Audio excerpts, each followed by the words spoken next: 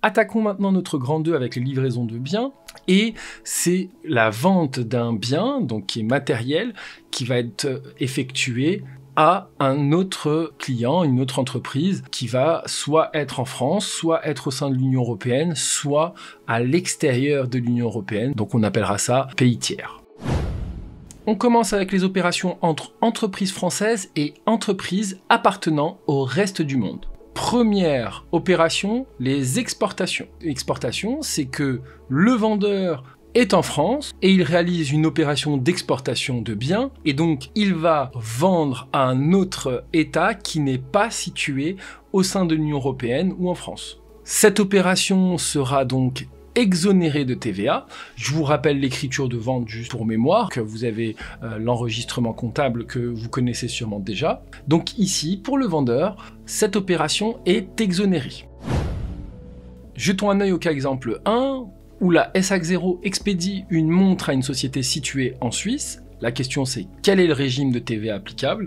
Bien ici, en principe, et n'oubliez pas, c'est comme ça maintenant qu'on va répondre à chaque fois, on va situer le principe, puis l'appliquer au cas. Donc en principe, les exportations concernent les opérations réalisées entre sociétés françaises et sociétés tiers à l'UE, c'est-à-dire en dehors de l'Union européenne. Elles sont exonérées de TVA, et en l'espèce, on applique au cas. La Suisse est un pays tiers de l'UE, puisque ici on l'a expédié à la Suisse, et l'opération réalisée est donc exonérée de TVA. Voilà comment vous devez répondre sur vos copies. Jetons un œil au deuxième type d'opération qui sont les importations. Les importations qui arrivent sur le sol français vont être contrôlées par les douanes et normalement, jusqu'ici, c'était les douanes qui percevaient la TVA. Maintenant, depuis le 1er janvier 2022, la gestion et le recouvrement de la TVA est réalisé par la Direction Générale des Finances Publiques. Le contribuable ou le redevable va devoir auto-liquider la TVA lors de sa prochaine déclaration de TVA.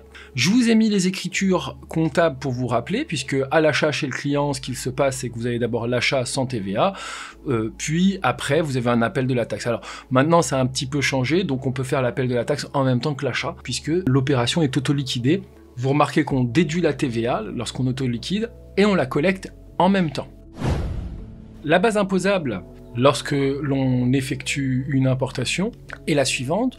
Ce sera le montant hors taxe auquel on ajoute les frais accessoires, plus tous les impôts, droits de douane, taxes parafiscales, etc., moins toutes les réductions de prix remises ou escomptes qui sont accordées. Certaines opérations d'importation vont être exonérées, les produits de pêche, prothèses dentaires, sang et organes humains, gaz naturel, électricité, etc., les biens destinés à être réexportés ou envoyés dans l'Union européenne, et les réimportations par l'exportateur de biens en l'état s'il bénéficie d'une franchise de droits de douane.